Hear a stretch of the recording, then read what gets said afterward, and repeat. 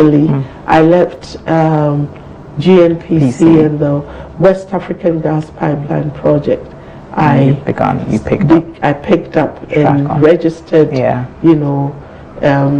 Stratcom Africa, sort of, and made SEDIC an NGO. Within under Stratcom. Under Stratcom Africa. Yeah. So I was every Wednesday, for instance, going to Nima, Mamobi, and Newtown to work with young people there.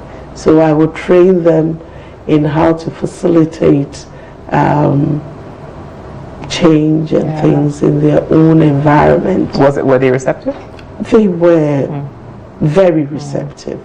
I introduced them to puppetry and all that. It was very nice. That's so exciting. And I still want to do more. You do. Yeah. You do. Has Stratcom, the growth of Stratcom, has it met your expectations? Oh yes. Yeah? Stratcom Africa is 29 years this year. By God's grace, we'll be 30 next year. We ask for His grace to keep us. There have been up and downs, but we remain Ghana's premier. Yeah. So we thank God. I'm proud of the number of people that Stratcom Africa has trained over the years. There have been challenges, but we look back with joy and with gratitude to God. Absolutely. To what He has done. Yeah, I mean, there's more ahead. You did say the challenges, the opportunities. Right? The opportunities. That's the golden challenges. Are thing. There are opportunities and all challenges. Challenges are opportunities. That's why the good old book says, in all things we give thanks. Because you look at the bad thing and you learn from it. And my staff at Stratcom Africa will tell you, I always say, a mistake or a challenge is a resource, depending on what you choose to use it for.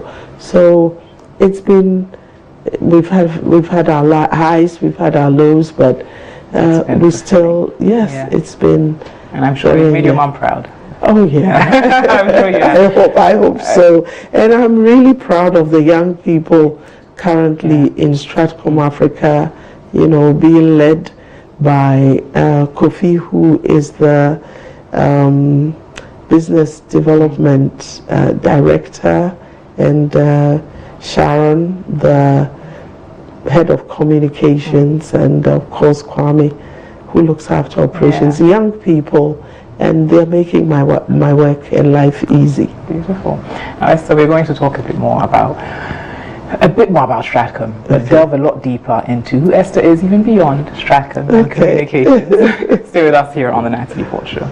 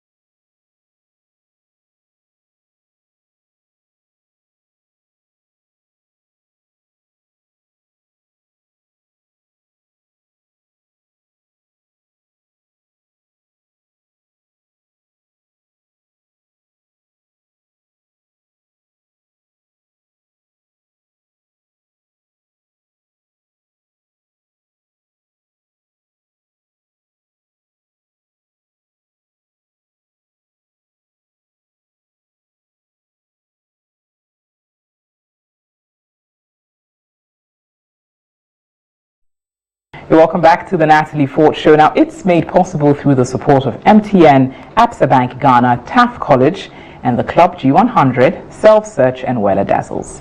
I've been in conversation with Esther Koba, CEO of Stratcom Africa, mother, wife, grandmother. So Esther, we've delved into Stratcom and your communications journey. Now let's talk a bit more about the other side of Esther. Yes? Now, when people refer to Esther Koba, many think Stratcom. A few, I guess, think the wife of Chachu Chiketa, one of the most notable lawyers in Ghana. What's that like? I mean, it may be just normal to you. He's your husband. But what's that like? It's normal. It's normal. He's a man, and I really don't know. It's normal. It's normal. It's only when people misunderstand him, and I know the man, and I'm thinking, he's a very simple person. I mean, clearly gifted, and he doesn't take his God-given gifts lightly at all. He doesn't see himself as legal luminary and those descriptions. It's just him, just working. Just him. I don't think I'd be married to him if he wasn't a man to be married to. If he was something else. So you just see the man. You're not seeing the astute lawyer per se. It's the man. Yes? No, if I saw an astute lawyer, then it means I'd be in a courtroom in my home. And that would not work. Got it. That makes sense. I like the fact that you see the man. Because of course he is your husband. Yes, and that's what you should see. Yes? But all of us see one of Ghana's legal luminaries. Now, do people address you as the wife of Chachu Chiketa? Have you gotten that? Some, but it's really not many. I mean, I've been quite surprised. I mean, not surprised, but I go to places, and when I've finished doing what I have to do, somebody will come and say, "Oh, when I just found out that you're married to so and so."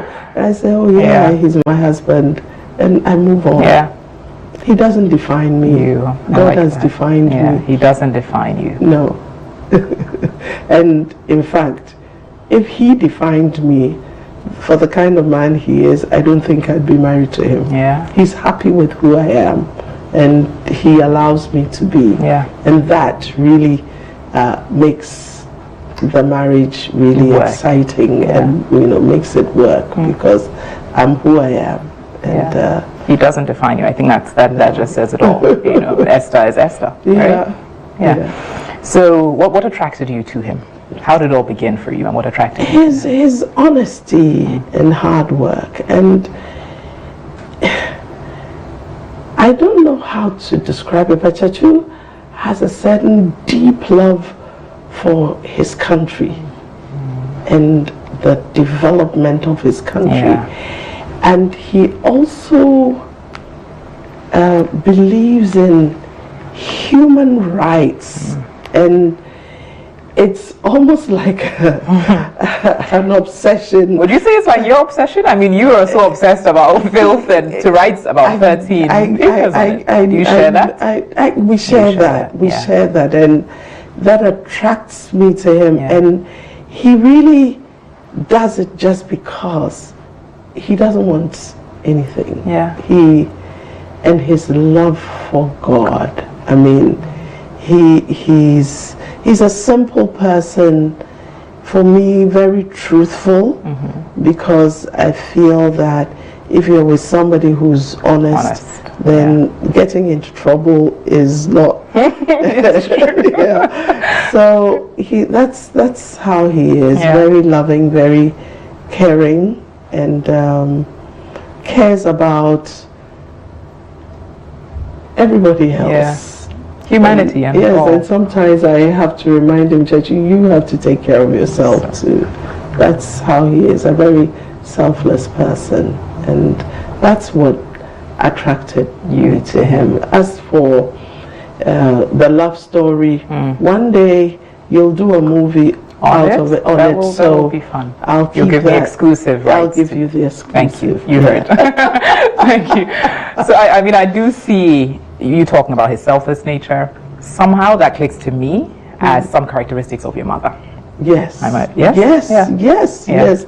In fact, at some point, I was senior prefect at Wesley Girls. So at some point, I went back there and instituted a prize in her name, and it was called the Victoria Coba Prize for Selfless Service. Wow.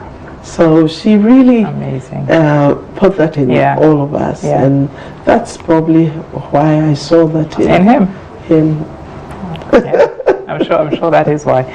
Now, you mentioned, of course, you don't see him as Chachu Chikat, a notable lawyer. He's him. Right? Yes, and I respect his work, intellect, and his impact, work because, and you see, I think that his honesty shows through his work as well. Yeah. When he's doing something, and that is something that I believe in. Yeah. I mean, everybody who's been through Stratcom Africa knows that we say we work to the glory of God. You take work, you have to do it properly. Yeah. And that is what my mother taught me.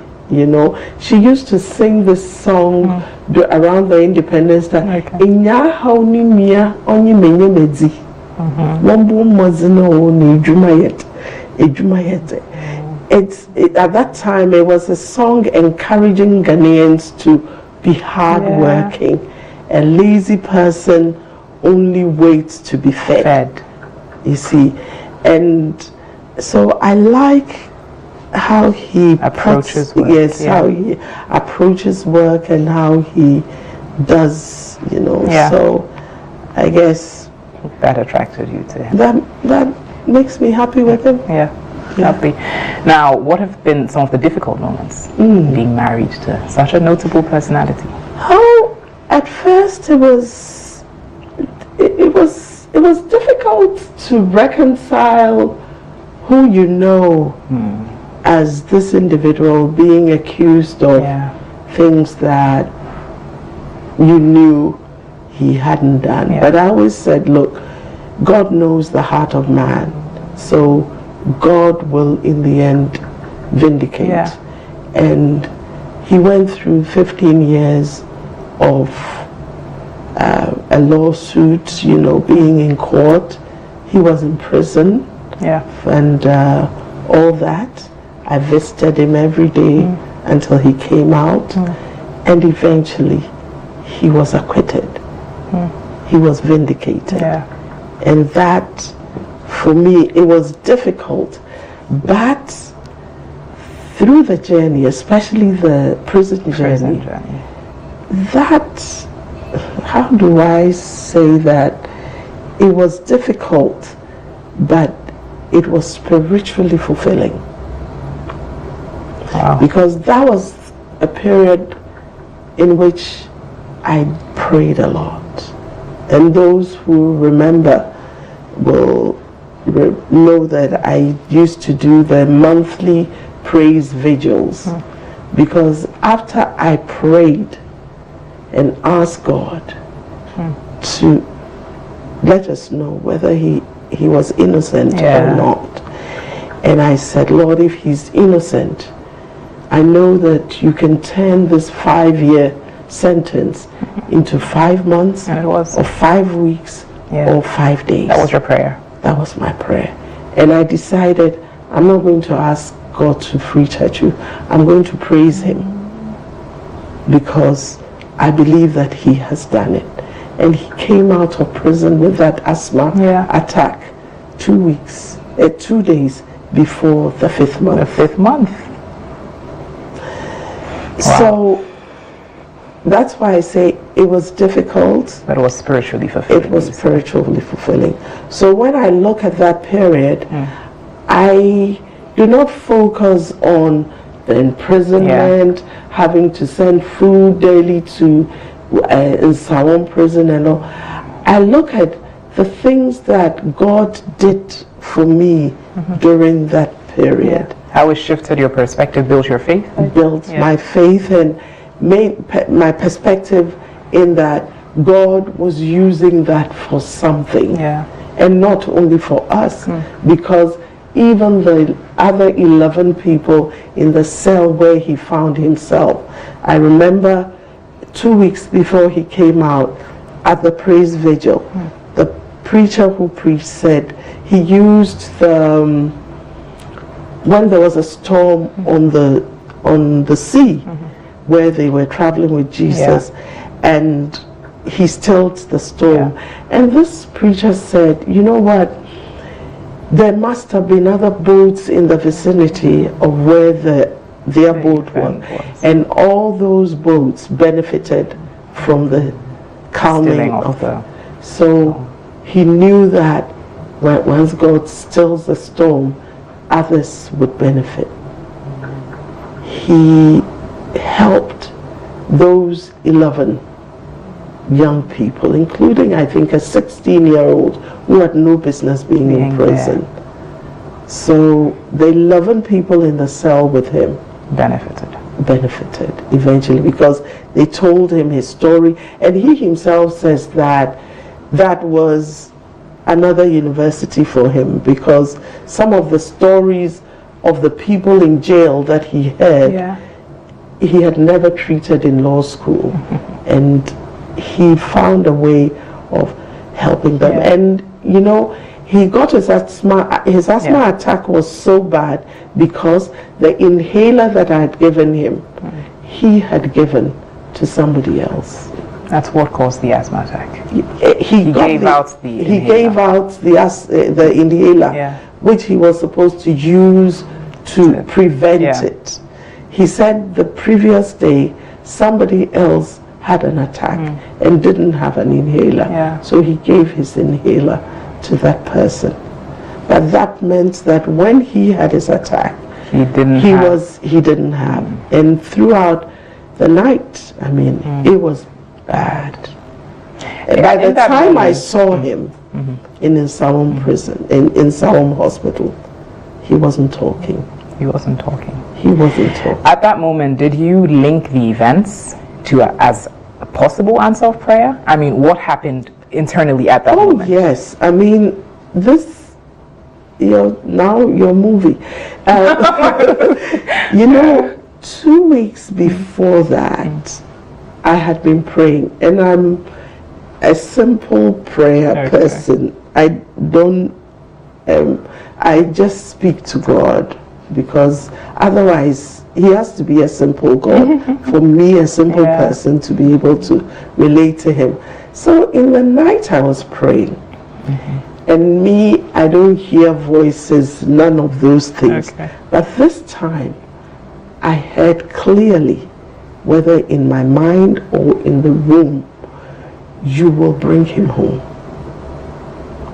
So I turned on the light and I looked around, and there was nobody in the room.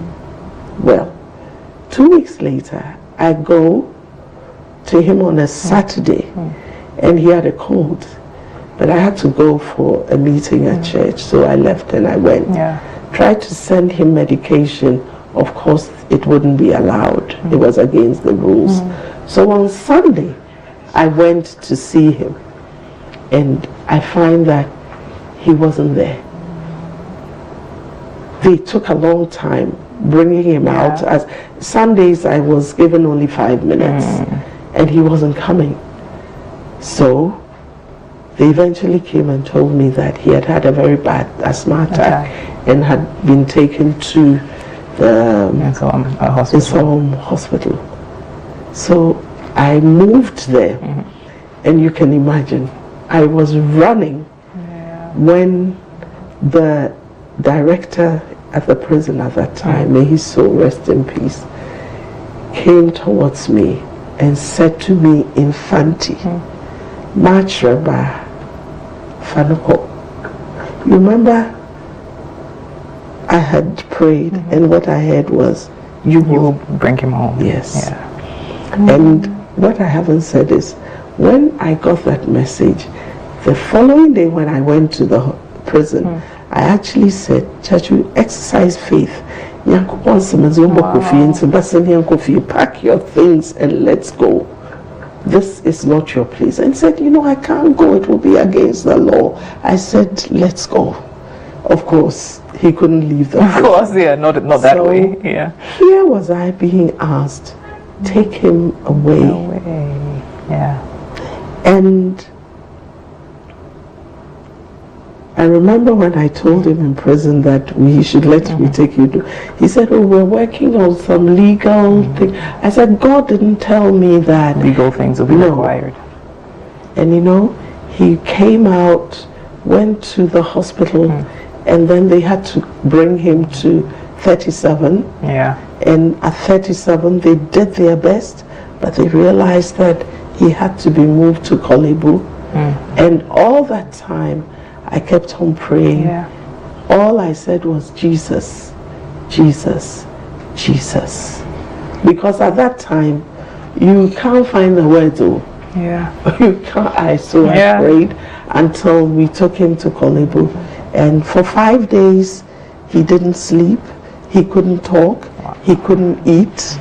He was just he couldn't breathe, basically. It was critical. But God's purpose for him was different. Was different, and it was fulfilled. He came home. He came home through a challenge. So it was difficult. Yeah. But God turned it into something good. So that's quite a story. I can't wait for my movie, but that's quite a story. So just to give a bit of context, that was in 2008 under Kufuor's regime when he was incarcerated for causing financial loss to the state. Yes. But it all worked out. And was acquitted. Yes. And was acquitted. And he did not accept the pardon. And he did because he said he was not guilty. You accept a pardon when you're guilty. When you're guilty. Yes. Yeah.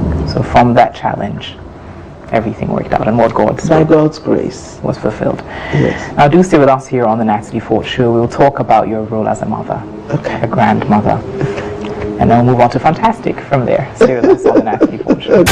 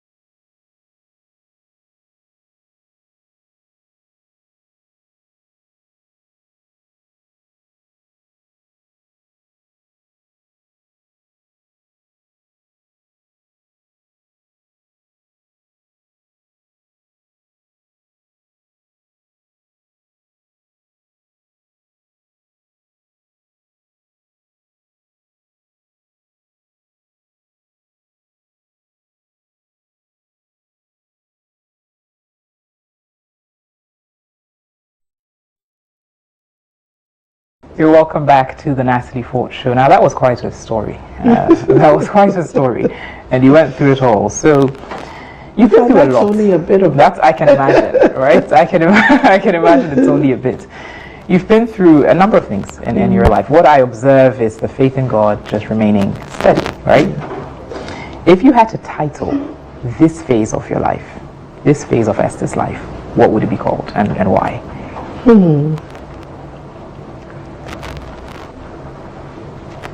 I think throughout my life, the title I've had is It's a Big World and God Owns It. And this phase of my life in that big book would be the chapter on Revelation. I mean, how, to what extent, believing in God is one thing, having faith in Him is another. For me, people seeing the love of God through you is really important. And I pray and hope that God finds me a worthy channel to show Himself through. Yeah. So this, if He's not, my life has been not being seen as a life being lived for God, as a chapter in my life, in my book, then it's not worth it. No, it's not worth it. This year at our church, our theme is fruitfulness, and it's not about material fruitfulness. It's about being able to touch lives. Yeah. And it's only God who can direct that. So that's beautiful. So it would be the book of Revelations if you're taking it with the Bible. Now we're going to move over to Fantastic now, but just I find that you have quite an interest in social issues, as you mentioned. These things are important to you. Do you ever see yourself moving to serve in some form of doesn't need to be political, but a capacity which makes you directly solve these problems for Ghana? Oh, I'm finding ways of serving. Some of you may be aware of the Ghana Garden and Flower yes, movement, very much aware. Which we have been running for this year will be the 11th year. Climate change is a serious issue. And I believe that each and every one of us has a responsibility to work to stop it. And that's my way of helping people to adopt positive behaviors towards the environment whilst benefiting from it. That's why we say we're promoting a greener, cleaner, healthier, wealthier, more beautiful Ghana. And then of course, as a female, I've been through different challenges, husband in prison. I mean, there are different prisons of our lives.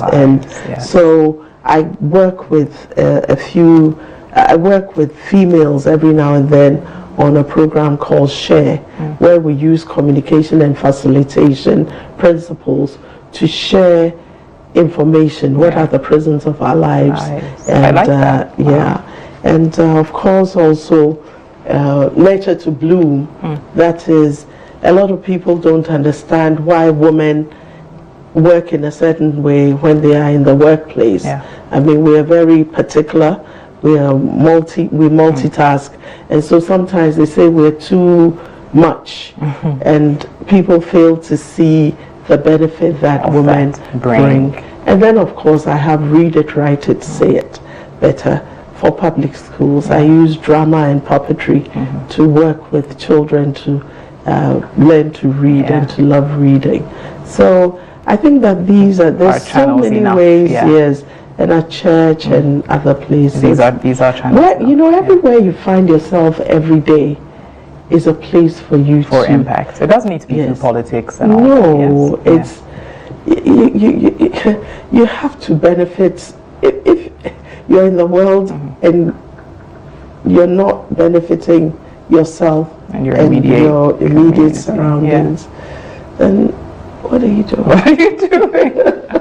Esther Koba, thank you. It's truly been wonderful having you on your show. There's so much to learn from you. There really is so much to learn. Thank you so much for being on the Nasty Ford Show. We've got Fantastic next. Do stay with us. Okay.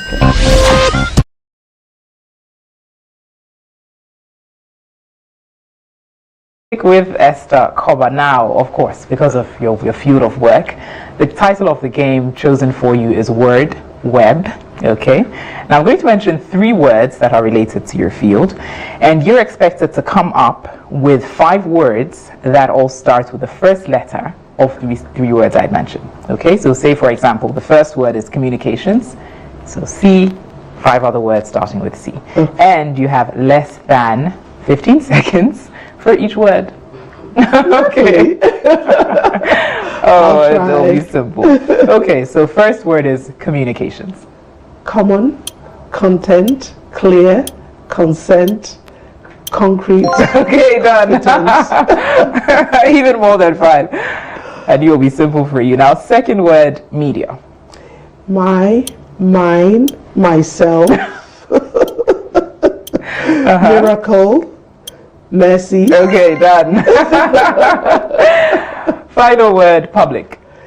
People, patience, patent, Peter. Okay. Pathetic. Oh, that was brilliant. Oh my. Even coming up with more words. You've gotten it. You've gotten it. Under 15 seconds. Thank you very much. I wasn't sure I'd be able to do it. Communications is definitely your field. Esther, thank you. Thank you, Natalie. so much. It's been a pleasure having you on this show. Pleasure having you too. Thank you for all you've done. Pleasure having you too. Thank you so much. A special thank you to our sponsors who make this show possible as well. That's MTN, Absa Bank Ghana, Taft College, supported by the Club GHOne, Self Search, and Wella Dazzles. Do stay with us. We've got Star Woman and Proud of My Hustle next.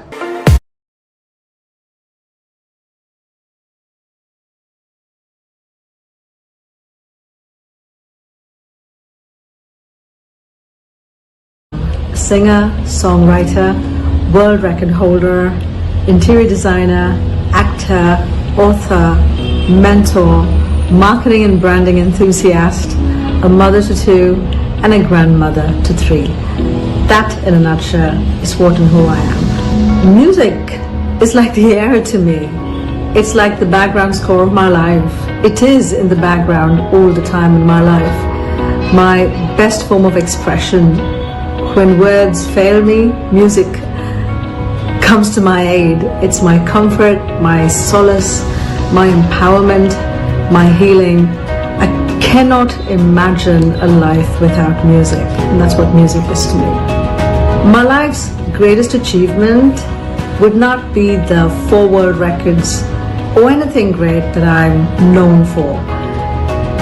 When my mother was bedridden the last 7 months of her life, being by her side and literally holding her hand and her head in my left and right hand, witnessing her eyes close and her spirit leave, I consider was the greatest achievement of my life, to have just been there with her through that critical time of her life. What motivates me most are my goals. Whether they're impulsive or intentional, once they're set, there's no turning back. The only thing that can stop me from attaining those goals is if I do a refresh and I realize that that's no more a goal. That's the only thing that would stop me from pursuing that goal. It's my goals. I set them and I go for them until they're checked off the list. My advice for young women in my field is things are not always going to go to plan. I suppose you know that already. But in that case, be resilient. Always stand up when you fall. If you reach a wall, learn to walk through the wall. Make good choices, both in your personal and professional life. Your choices are what's going to make you eventually. I'm about to sing for you the chorus of a song called Shout that I wrote, and that's about to be released shortly. Shout aloud, so proud and invincible. Shout a cloud in the crowd, be visible. Shout aloud, so proud and invincible. Shout a cloud in the crowd, be visible.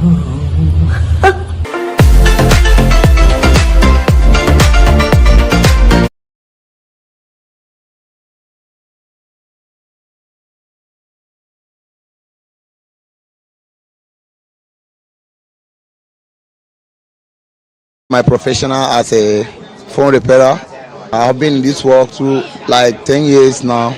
In this work, I've used it to achieve many things. I train people in school.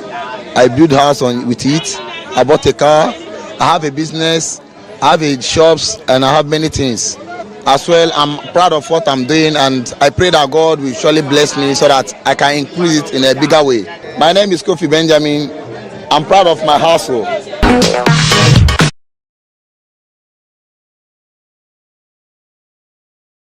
A pleasure bringing you the Natalie Fort Show this evening, and I'd want to leave you with a bit of food for thought tonight.